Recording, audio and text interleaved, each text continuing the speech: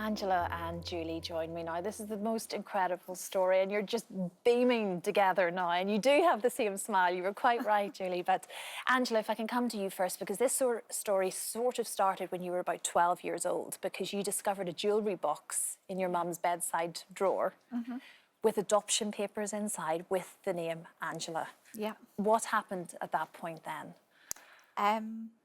Well, I found the adoption papers. So I'd been snooping, and I just saw the name Angela and obviously the adoption sort of sign at the top of the paper, and automatically thought it was me, that I was adopted. Of course. And you, as you say, you use the word snooping, you were almost scared to admit to your mum that you'd find these papers because you had been snooping. And so you sort of buried this secret within your own mind until you were about 18 years old.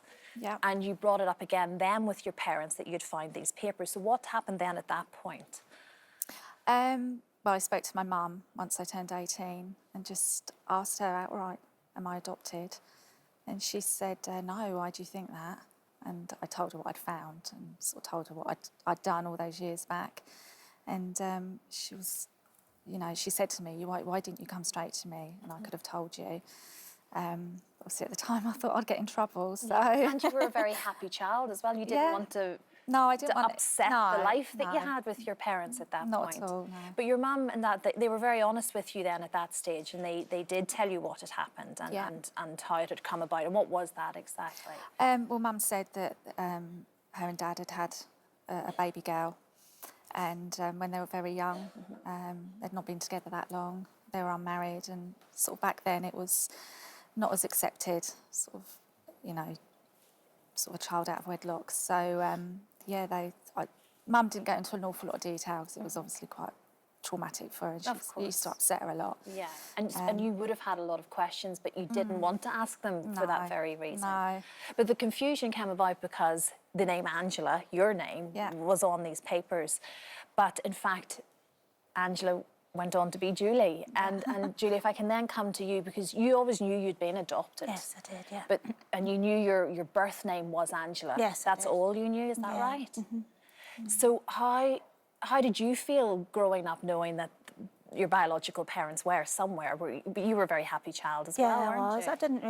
It didn't really affect me really at all. The only thing I used to think of was, did I have any siblings? I used to always want to know.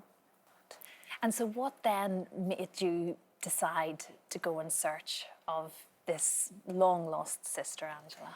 Well, as soon as I knew at 18, I was like, that's all I wanted to do was to find her. But when they did pass away, you thought you wanted to pick this up definitely. And continue, and Long Lost Family was a way of doing that, clearly. We saw just in some of the pictures there beforehand, the first time you saw a picture of one another.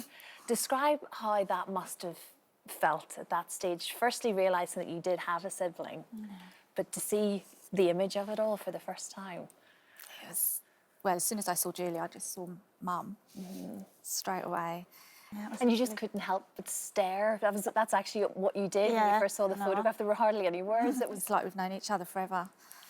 Yeah, we just bonded and got on straight away. And you've got two sons, isn't it, that with the same birthday? Same birthday, which is another excuse for a celebration, isn't it, in August?